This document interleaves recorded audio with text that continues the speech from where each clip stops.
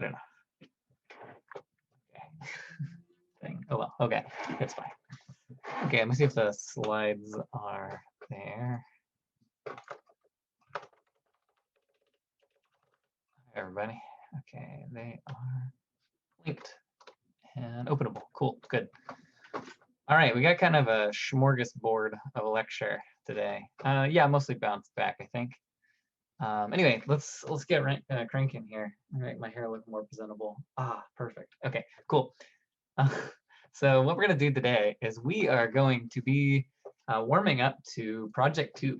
This is a new lecture I've never done before. And the basic idea is that I want to share my screen. I want to introduce you to a variety of different ways of thinking about programming than what we've done so far, because you're going to have to be working from the command line. We are also going to see a preview of some of the topics we'll cover later in class, all in the context of Git. So before we get started today, I'm actually going to do something to save myself time later. And we're going to do a little tiny 61C preview. This may be something you've already seen in your past. Let me also join our class on my phone so I can keep an eye on the chat. So the key idea here is that, well, the bases decimal, binary, and hexadecimal are all different ways of representing numbers. So in the decimal system, we of course have the numbers 1, 2, 3, 4, 5, 6, 7, 8, 9. Those are our digits, and 0. And if we want to represent a number bigger than 9, we use a sequence of digits. For example, 932. Now, you have probably also seen at some point binary somewhere, which is where we only have 2 digits, 0 and 1. And in that case, numbers that are larger than 1, we represent. Okay, we represent such systems with, if we have numbers larger than 1, we have to do a sequence. So for example, 111, 0100, 110, whatever. In the hexadecimal number system, which you may have never seen, we have more digits. So we have 0 through F, where A represents 10, B 11, and so forth. So it's just a generalization of decimal numbers. And just like above, if we have numbers larger than F, we're going to represent them by a sequence, 3A4. Okay. Now, all these numbers I've shown, 932, 111, 01, 00, 100, and 3A4, they're all the same number, just written differently. But I wanted to mention this because we're really going to rely on hexadecimal much later today. Okay, so hexadecimal, you'll often see it in computer science instead of decimal. So if we have a big number we're trying to represent in a nice compact form on the screen, hexadecimal is often what we'll do, but I'll leave that to 61C to talk about. So as an example, this number is going to appear later in lecture. Why? Well, that's going to be a mystery. But rather than representing it by this long string of binary digits or decimal digits, I'm going to represent it by this hex string, 66CC, etc. Okay. Why did we just do that? Who knows? We'll get there later. Okay, so that's our 61C preview. Just be aware, this is just a number. Okay, so now we're going to go to the main part of the lecture today. And the first thing we're going to talk about is command line compilation. So because what you're going to be building in Project 2 is a command line tool. And so we need to talk about what it means to compile and run code from the command line. So the standard tools for executing Java, there's a two-step process. You may remember this from lecture 2, where the compiler takes your Java file and turns it into a class file, and then the interpreter takes the class file, and then stuff happens. Now, in our course so far, we've been using IntelliJ, which uses Javac and Java, but it hides this two-step process from us.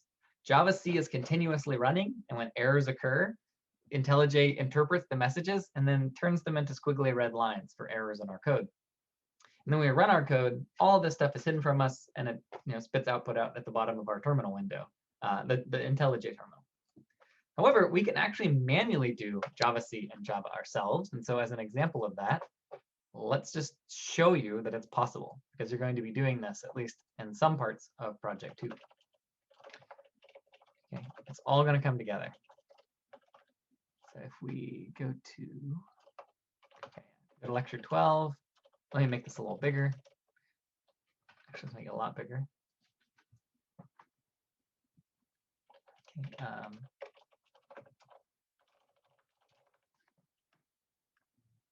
Okay, so I got command line here, and what I'm going to do is I'm going to create a file called hello.java. What do you know? It will print out hello world. Actually, it'll just be hello. I'm lazy. Save myself a few keystrokes. So we've been doing this in IntelliJ typically, but we can also do javac hello.java, and it will compile the code. And then if I do ls, I see there's a class file. And then if I type java hello, then we get hello. OK, that's all. So the reason I'm bringing this up is because, again, project 2, you're going to build a command line tool. So it's good to know how to run code like this. Now, you'll see that the project 2 workflow is actually a little more complicated than just javac and Java, but it's more or less correct. Okay. All right, great. Next mysterious thing we're going to do. So now what I'm going to do is demystify public static void main string args back from lecture 1.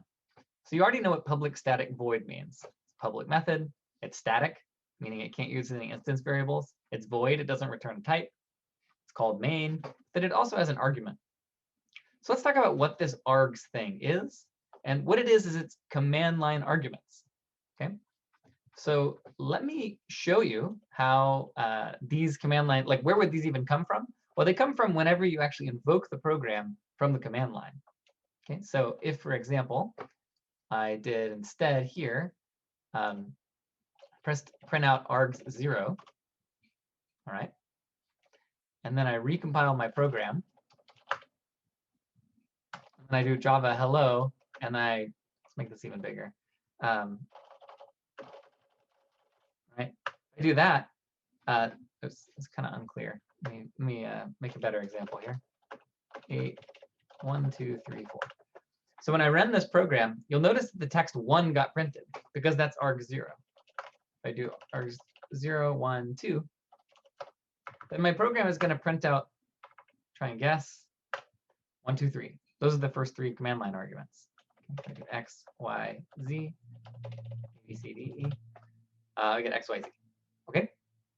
So what that is it's telling us that there's a way that if you're running a program from the command line, you can give input to your program.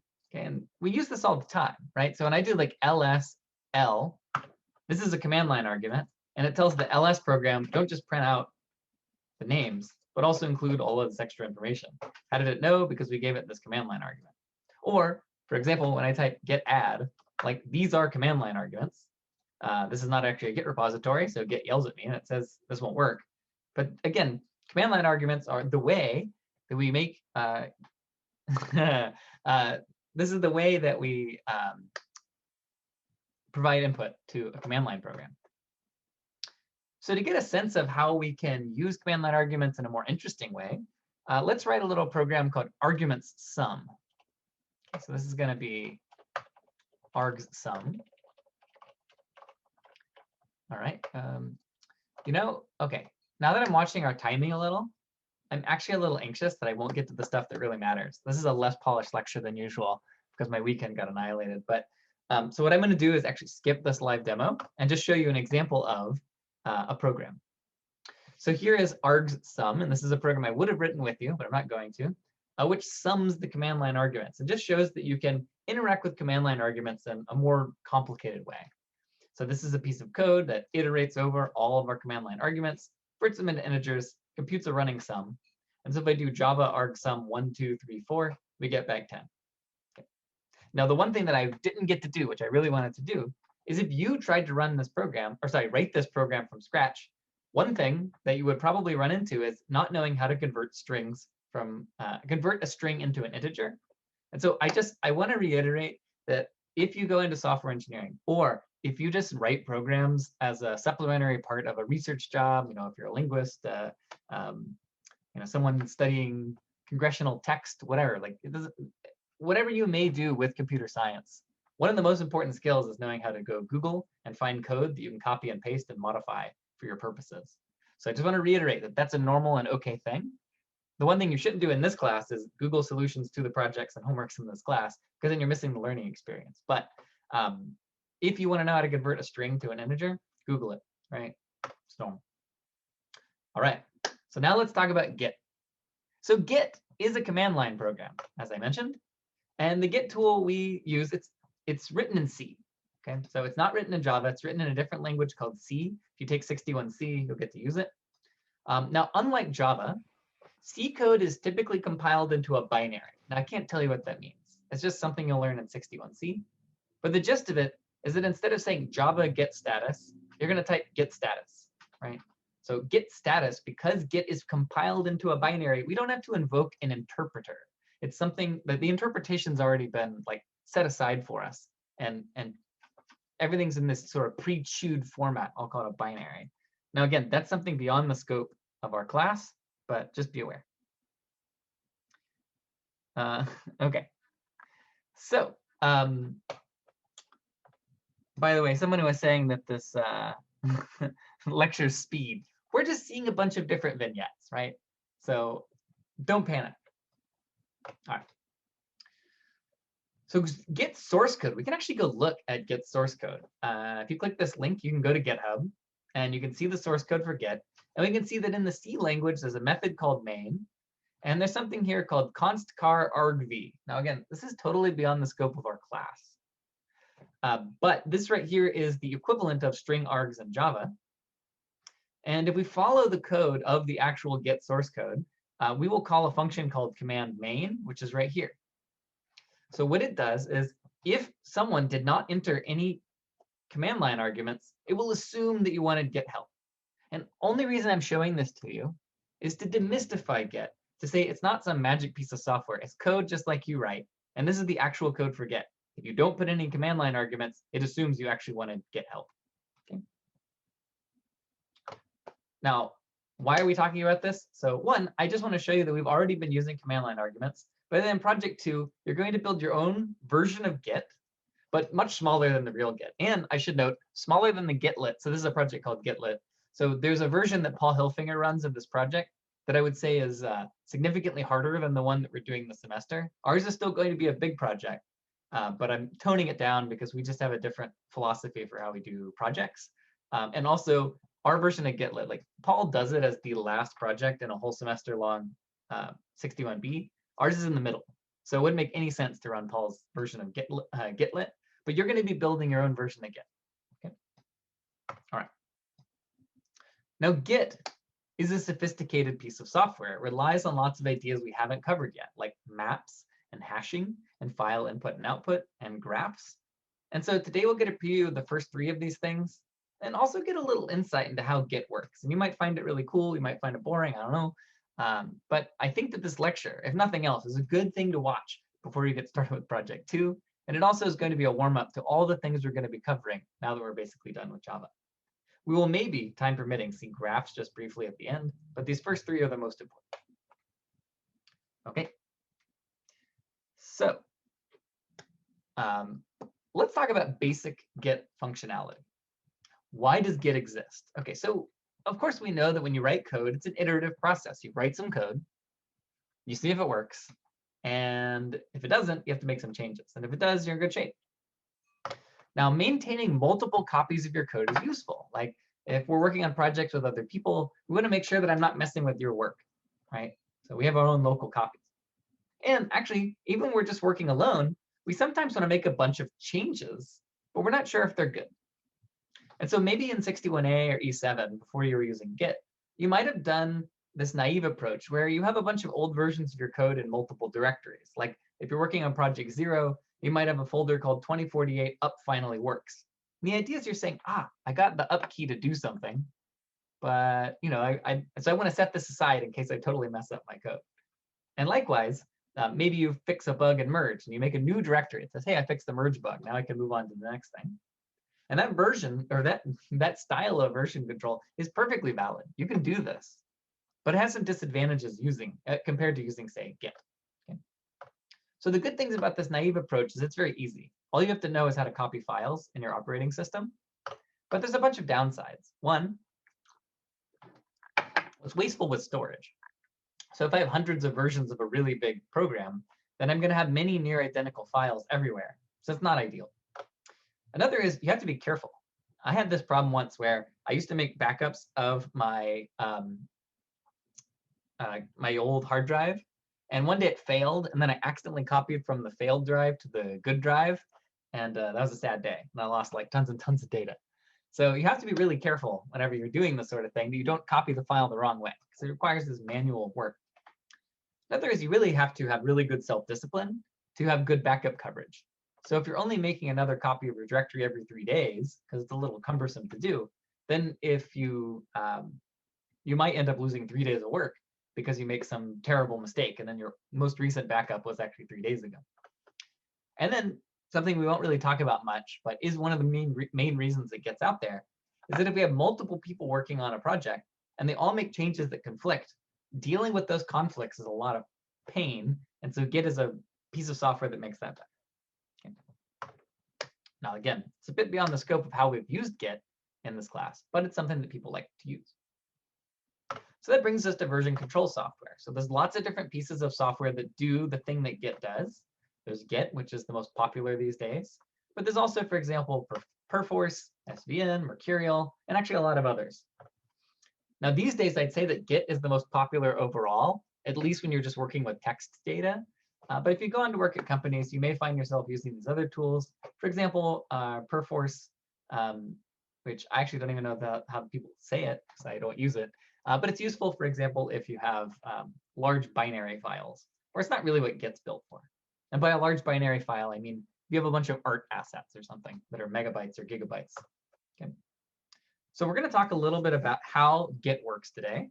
And I'm going to go really into the nitty-gritty, and we're going to go digging around actually in the folders and files that Git creates.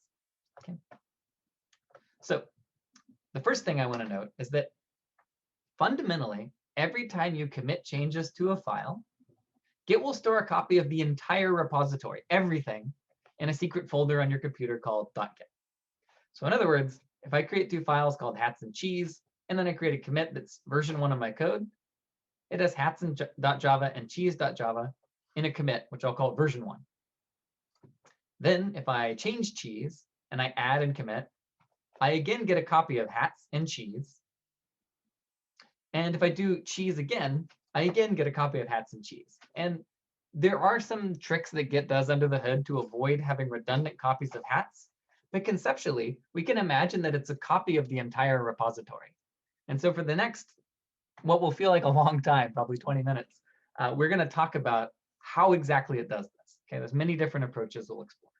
Okay, so basically we're going to walk through 5 different approaches in increasing order of goodness, and eventually we'll land on what Git does.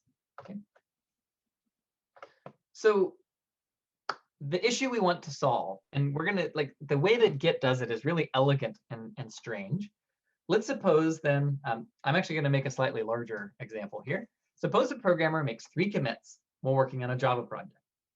In the first, they create a file just called readme.txt. Then in version 2, they create utils.java, game.java, test.java, and they also modify the README. So these are all totally new versions. Now, conceptually, what Git will do is it stores a copy of all of these when I make this commit. And then in version 3, let's say I now change the game.java file, and I change readme.txt back to the version 1 version. So they're both blue, notice. Okay.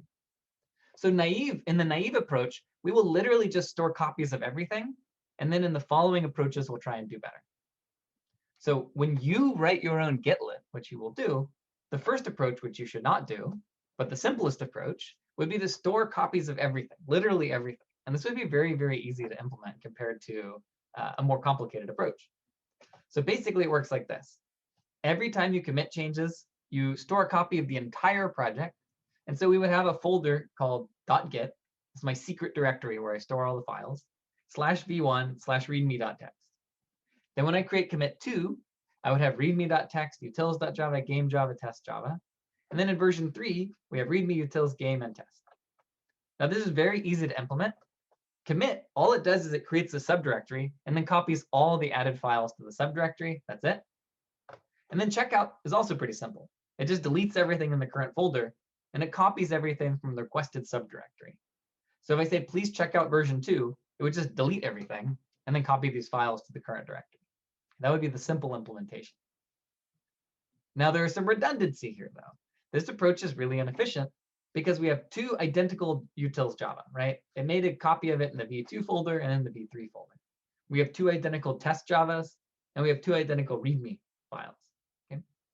We also have some redundancy because probably game.java and game.java are fairly similar in version 2 and 3, but that's not a thing we're going to concern ourselves with today. Okay. All right. So what we're going to do better is conceptually, instead of storing multiple copies of the same file, we're going to have our later commits or our later versions refer to the earlier files.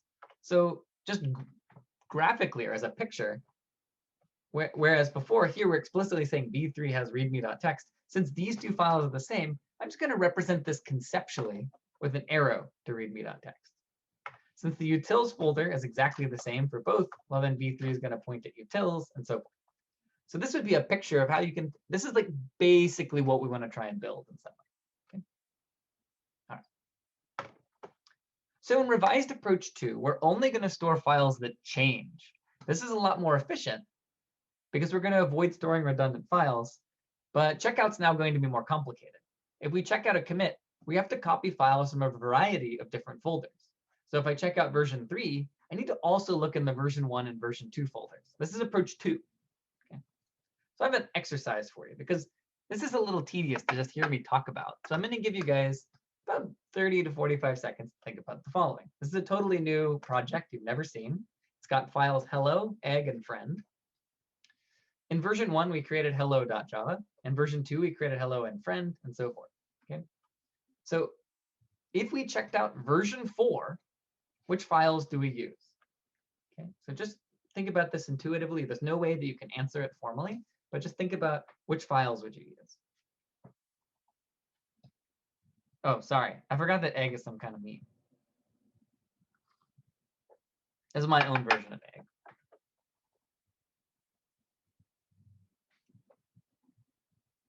So here's the way to think about it. If I check out version 4, which hello should I use? Which friend should I use? And which egg should I use? All right. So the ones we want to use are v2 hello, v3 egg, and v4 friend. Okay. And so the way you might have done that, if you're following along and not just spamming the chat with egg, which is perfectly fine, is to walk through the commits one at a time and say, what's the newest one? Okay. And what we observe is that we're going to use, for commit 4, we're going to use version 2 of hello. So I'm putting it down here. Let's see if I can, okay, there we go. So hello.java is going to be version 2, friend.java is version 4, and egg.java is version 3. Now this approach is inefficient, but it can theoretically work. Okay. All right. Now I have an even better approach, which is inspired by what we did with slists. Remember with slists, instead of recomputing the size every time, we just stored in a variable the size. And so approach 3 is going to be that. Rather than walking through commits from the beginning, we're going to, in addition to these folders, use a data structure that stores a list of commits. Okay. So here's an example of a commit. In version 4, use hello.java version 2, friend.java version 4, and egg.java version 3. This is basically just pre-computing all that information, right? So you manually figured out that hello.java is v2, friend.java is v4, and egg.java is v3. Here I'm saying, well, just write all that down. Don't make someone recompute it every time they check out. So each one of these commits, you can think of it as a map or a dictionary. And so basically for each file name, it just maps that to a version number. If you don't know this term, like in 61A, you knew dictionaries. If you're someone who took E7, maybe you haven't seen this data structure before. But basically, in Python, you might represent this thing as a dictionary from hello.java to 2, friend.java to 4, and egg.java to 3. Okay. All right. There may be, someone asked, like, why not go the other way? You might be able to do something like that, but as long as you got this answer. Okay, so now what I've hopefully convinced you is that it is possible to write down on a piece of paper what version to use for each commit. So I'm going to make sure you understand it. Totally new project. Now we have X, Y, and Z. Okay, these are intentionally annoying to look at. Suppose we have these committed files for versions 1 through 5 on the left, and we also have this list of commits on the right. If we check out version 4, what versions do we use? So if you're following, this question is totally trivial and there's nothing like do. But if you're not quite getting it, try and think about what I'm asking.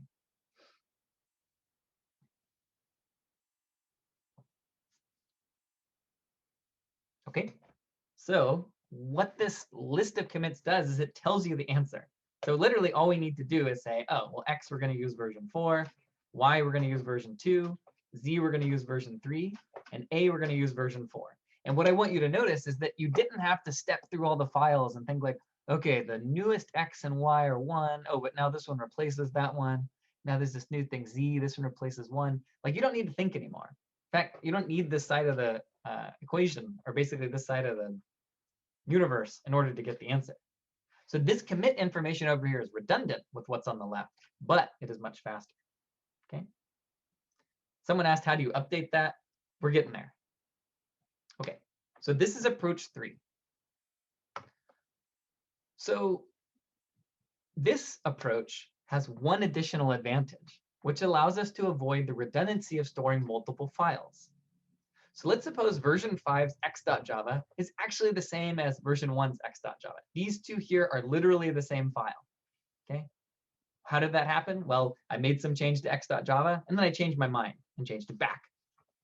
So my next question for you, how would we change, if you wanted to avoid this redundancy, how would you change the file structure on the left and the list of commits on the right?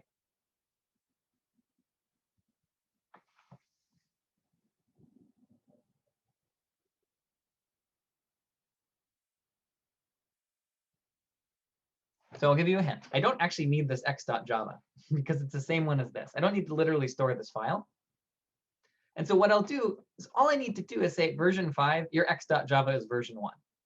So the two differences are we didn't actually store a file called v5/x.java because it's the same as this one. And the other is that in my commit object, x.java, we've told it it's v1. Okay. So I hope what I'm getting across to you is that there's many different ways that one can implement Git. And as we try and get more efficient, it gets a little harder to wrap your brain around. So maybe approach 1 made total sense, right? Like I showed you approach 1, you're like, yeah, duh. But by the time we got to approach 3, it was a little hard to follow. But ultimately, right, that's the kind of iterative process that is often done when building these big software systems. And you will be going through something somewhat similar. Okay. So whenever you're working on GitLab, don't feel bad that you are going to maybe start inefficient and get a little more efficient. And be aware it's going to take time to wrap your mind around. All right. And so in some sense, this right here, what I'm showing you, this list of files and this list of commits, it is a different way of representing this picture. Okay. This picture is the same thing basically as this here. I mean, with different file names. All right. Okay. All right. I don't want to kind of critique this approach at all because I actually want to get to how Git actually does things. It's a little wild. Okay. Now, the way that Git avoids redundancy is actually using another trick known as hashing, which is something many of you have never heard of. But I want to motivate why we need to do this. So let's say we have two different programmers working on the same project, and they're both starting at version 3. Programmer A changes horse.java and commits. Programmer B changes fish.java and commits. Who gets to be v4? That's the question we're going to ask. Now, question, why can't it just be whoever committed first? I'm going to watch the chat here.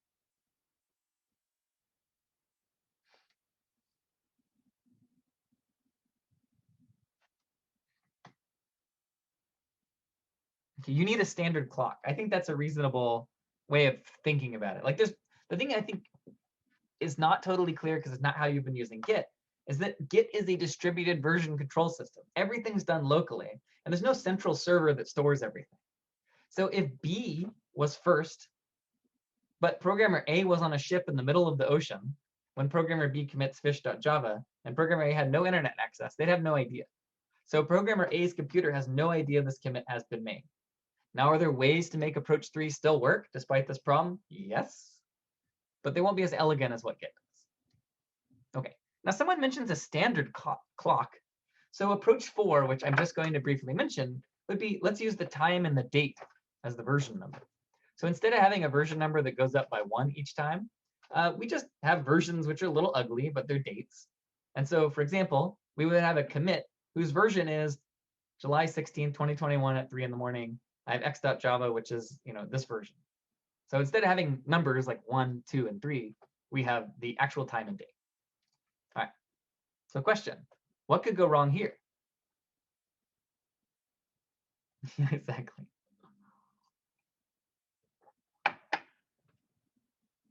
Yeah, well, you could have maybe, so time zones is one issue, but you could maybe agree to use UTC.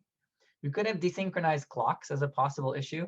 But my lame answer is that there are other reasons for this. But one of the lame answers, what if you have 2 programmers on a project with thousands of people where they make commits at the same time? So there are ways to fix this, but it's going to be a little ugly. Okay. So now I'm going to show you the really weird way that Git does it, which I really like, which is using a hash as the version number. Okay.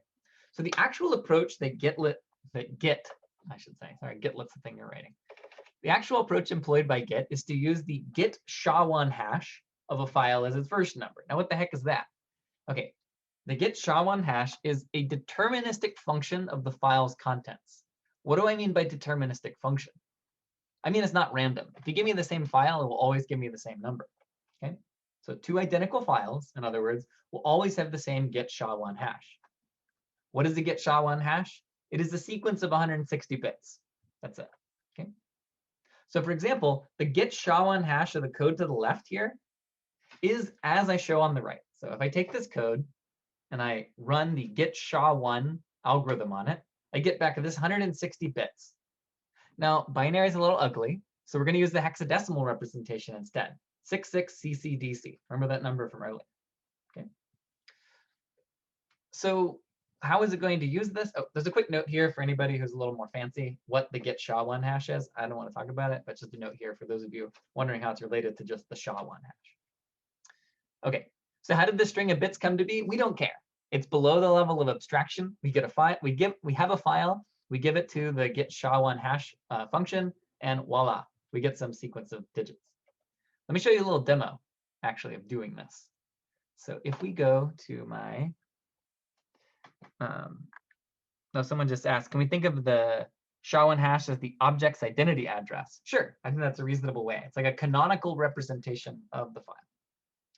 Okay, so if I take hello world.java here, and I'm going to go through my commands.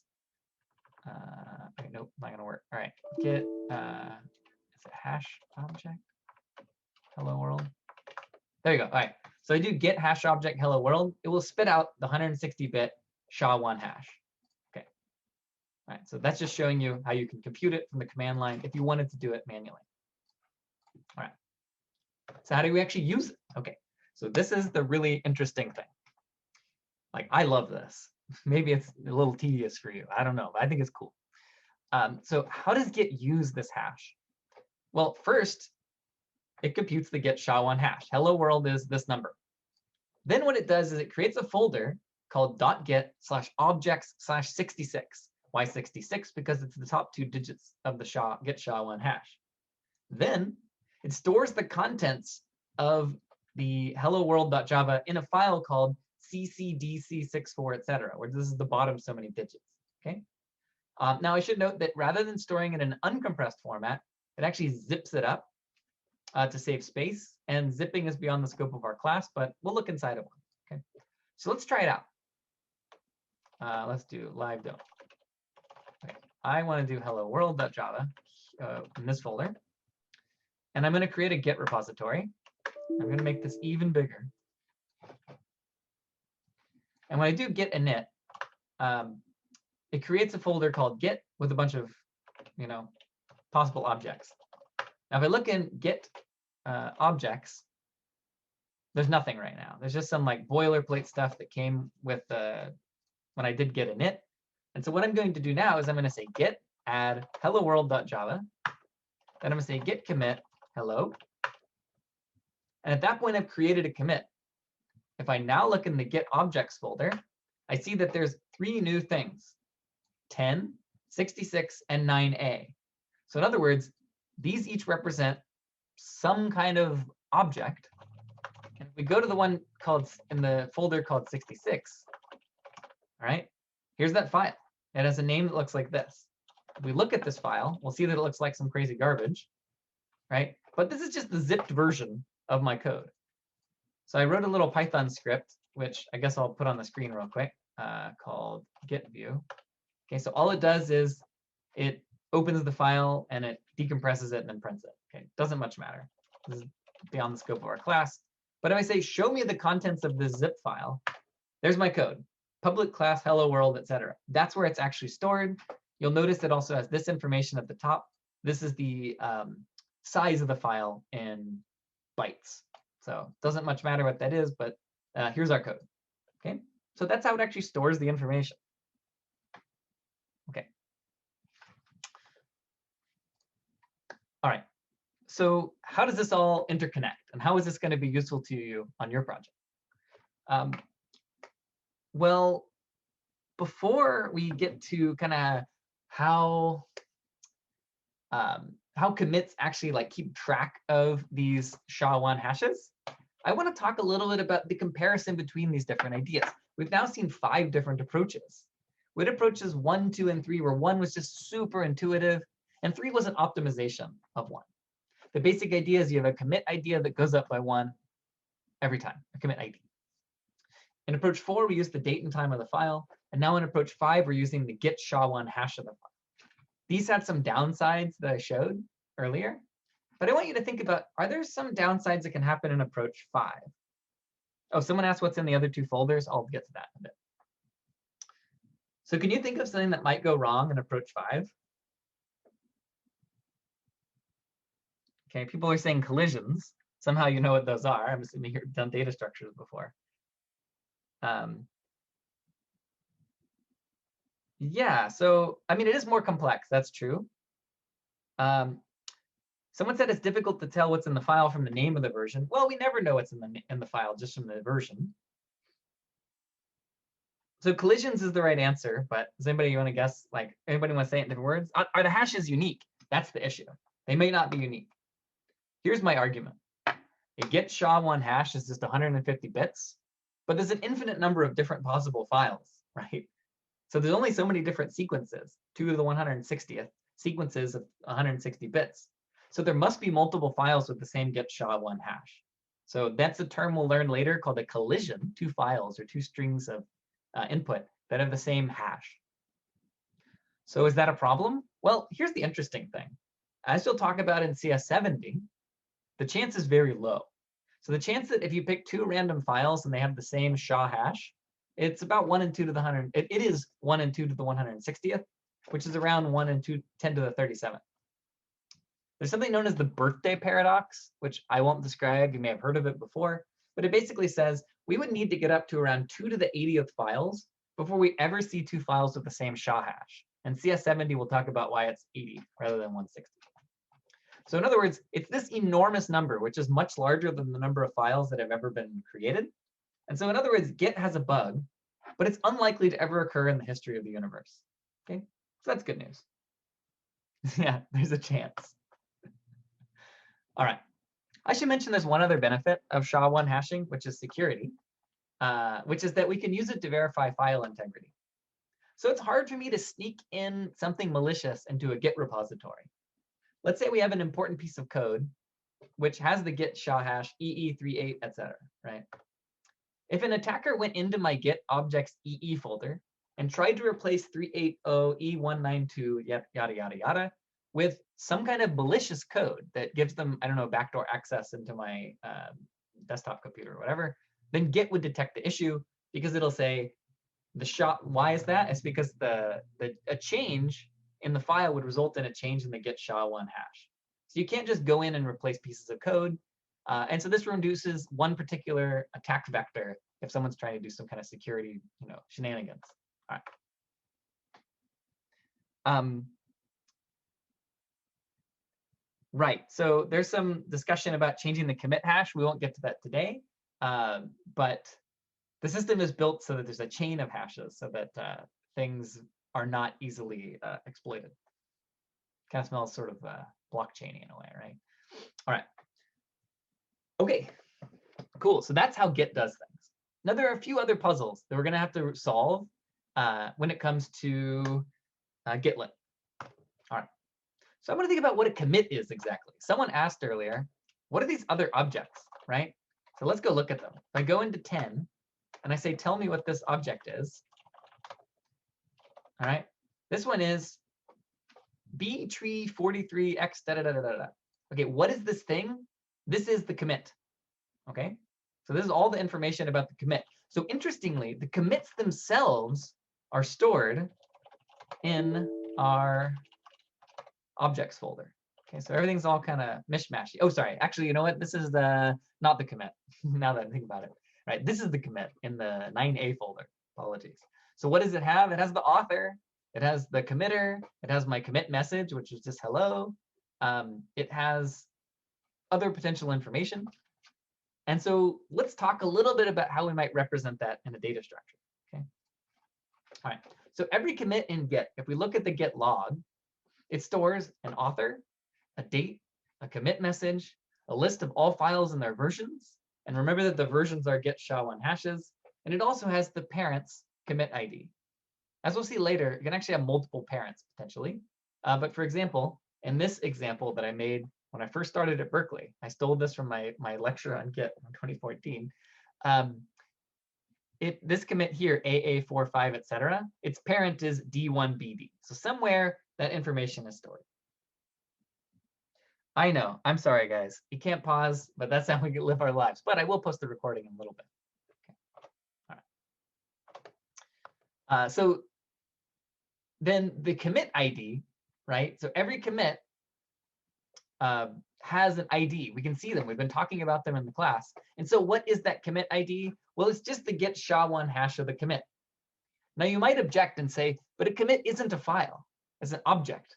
It's like all this stuff here, right? It's the author, the date, the commit message, and so forth.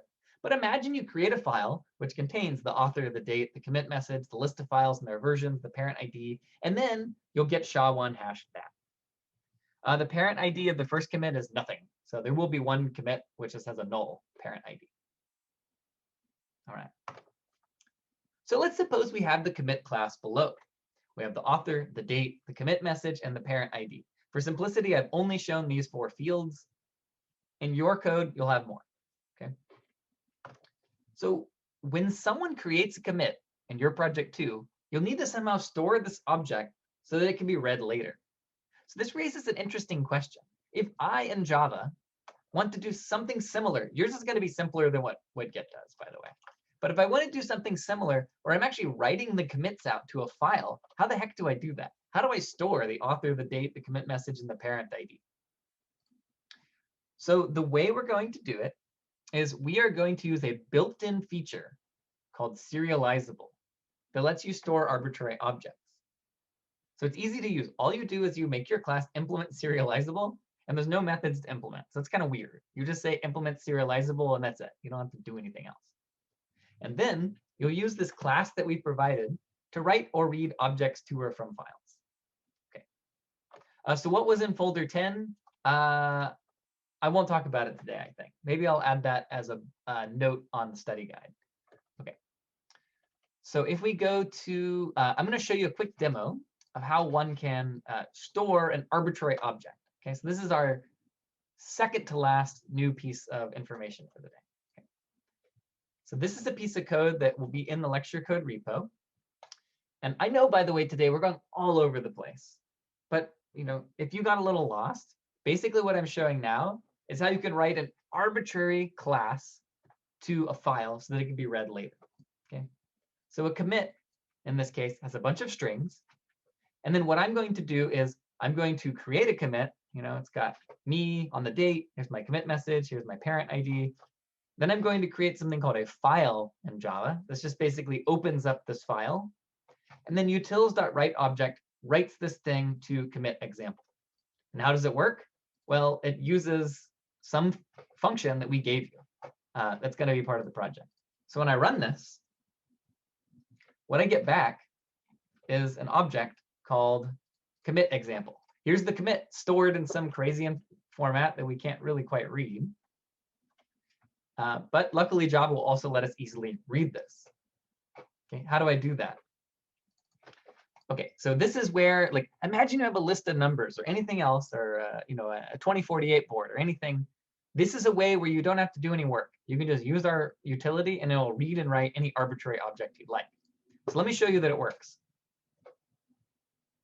Okay, actually, right. Okay, so let's say we have want to read this commit example. When we call utils.readObject, this is the entire program. When I step over in the visualizer, you'll see that I get a commit object, which has the author, the commit message, the date, and the parent ID. And where did that come from? It came from this file. Okay, so that's something that'll be handy on project 2. All right. What is this on the calculator? I don't know. Good question. All right. So that's another little piece of syntax that will be very helpful to you. All right. Any other questions? Okay. All right.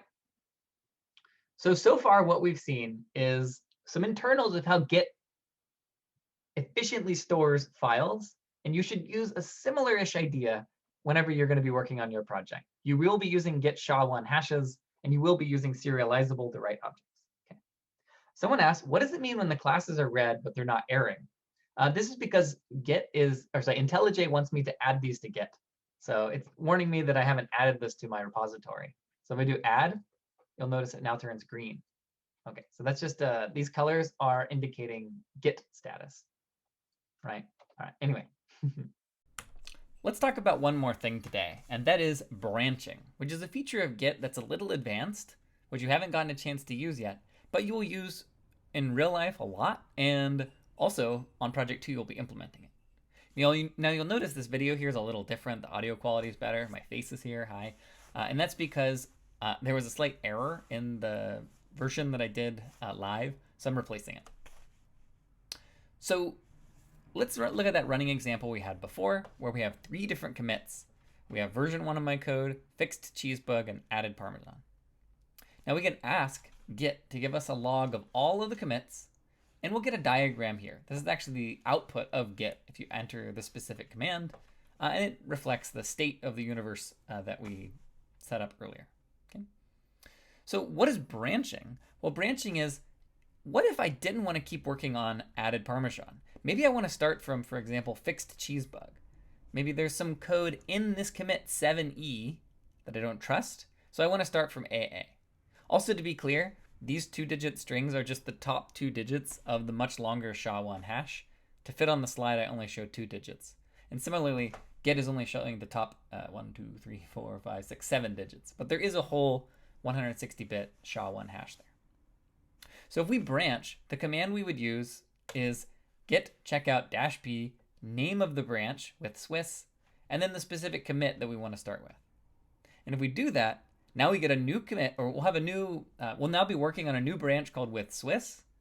And if we add, let's say, a Swiss cheese to our cheese.java, now we have a commit over here, which has SHA-1 hash 33C7A92 ... And what's interesting is it's actually over here. Its parent is fixed cheese bug, and the old added Parmesan, its parent is also fixed cheese bug, AA. So we actually have 2 branches of development for our code. And you can imagine this is common in real world coding, where maybe one team is working on a certain feature in parallel with another team. And so they basically have a common starting point that they feel happy with. And later we'll merge everything together. We'll talk about that in a bit. And so this diagram here, basically now the head, which is where we're currently working, is on the with Swiss branch. And there's still the master branch. Here it is, right? So this is the left-hand side, D1, AA, 7E. Here they are. It's still all there. It's just that we're working on this separate branch. Okay. Now I can actually switch back to the master branch if I want. And if I do that by doing git checkout master, well, then all that happens is this head reference moves over here. So now this is the head node. And that means that all of my local files will reflect this commit. So whatever was added, like the fact that we added Swiss, will no longer appear in my IntelliJ when I look at the code, because I just switched back over to this development branch. Now I can keep working from this branch at this point. I could, for example, fixed Parmesan, right? So I added Parmesan and then I found a bug, so I fixed Parmesan. And if I do that and create a new commit, well, now the diagram looks like this. And I want to point out this diagram here that Git is spitting out is the same that I have drawn in Google Slides. So we have D1AA7E27. Here they are. And on the right hand, we have 3.3. All right. And so the very last thing that I bring this up is that after we switch back, we can continue to make changes. And so then merging is the next step. So this is something you've done on one of the labs. But the idea is if you have two different development branches, but now you want to have one true version again, I need to then merge these two branches. Now, often there are no issues with that and it can happen automatically, but sometimes there are errors. So if I do git merge Swiss and there's conflicts in my cheese.java, what we'll see is that there's a section where it's stuff that was in the cheese.java file in the master branch, but not in the with Swiss branch. I have a slight typo here. I should say git merge with Swiss. I'm not recording again. So git merge with Swiss would be the correct command up there. Anyway, so if we do that, we have this conflict, and you would have to go through and manually fix this. And then once you do that and make a new commit, then you will have a commit which is part of the master branch, because we just merged the Swiss branch into the master branch with this command. And we would end up with a new commit FA who actually has two parents, the fixed parm from the from the master branch and 3.3 from the with Swiss branch. And so if we look at this overall picture of the entire graph, as I'll tell you that term in a moment, of commits, we see that it all comes back together. So we had branching and then they got merged back together. Now this is going to be the most challenging part of the project. It's going to be kind of like Tilt on Project Zero, where you're putting in lots of work and then, Tilt is suddenly harder, right? And so expect to struggle with this a little, and it'll take a lot of thinking to figure out exactly what's going on. But I hope you'll find it a really instructive and interesting exercise. All right. So after resolving this conflict, I just want to highlight some things. One, this new commit we created has two parents. And the other thing I want to point out is that this is no longer a linked list, right? Now that we are starting to do branching, we end up with a more general structure where we can have, for example, multiple branches, and it can split apart and then come back together. And that's a more general structure that we'll talk about later called a graph. And you can think of it as a generalization of a linked list, and we'll talk about those later in our class. Now I should note, I don't expect you, having watched this, to really feel comfortable with branching or even or especially merging. So be aware that we're going to have many more supplementary videos to help with the project once you get here, but I just wanted to introduce it briefly today. Let's see. All right. So after we've done this, that's basically the picture of what you're going to be doing on project 2. And what I've given you is basically a sneak preview of all the different little pieces of syntax that we are, some of the big ideas that are going to be in the project. So we had maps, which is the ability to map from a file name to a version number. We talked about hashing just a tiny bit. We talked about serialization, how to write objects to a file. We talked briefly about graphs. Now, project 2, it's going to take you, I'm serious, it'll take hours to really understand what you're going to be doing. But the good news is you got lots of time. It's not going to be due until April. And we're going to have other supplementary videos because, we only kind of dug into this branching thing just briefly. Okay. Let's see. All right. So anybody have any closing questions before we get out of here in the chat? Okay. I never played Guitar Hero, I gotta say. I played Dance Dance Revolution a lot, but yeah. Oh, version 1, 2, 3, 4 are doing and how they're different. Are you talking about these different approaches earlier? From that table? This one? Yeah, okay. GitLab will probably be out within a week or so, but we're not anticipating anybody really starting it until late next week. Oh, wait, sorry. When? Maybe 2 weeks from now. Will there be a video explaining all this stuff again? Well, I will post this video, and this is meant to be the main on-ramp to the project, but we actually have 6 other supplementary videos already recorded and ready to go. So I want to address this. Let's see. All right, yeah, so these different versions. I'm going to address this question, then we're going to head out. So these were different ways of thinking about the versions of a file. versions 1, 2, and 3, they all stored the old versions of file in directories that were numbered by their version. Version 4, it thought of the version number as the date and time of the file. And then version 5, it stored files in folders that were related to the content of the files themselves. So that is, it uses the SHA-1 hash to decide where to put it. Okay. All right. Yeah, I have done. Yeah, my hands. I'm almost 40. I can't play any of those Guitar Hero games. Like StarCraft already did enough damage to my hands. I don't need any more button pushing games in my life. Anyway, I turned 40 this summer. So yeah, I mean the secret is I don't know what the secret is. Thanks guys. Yeah.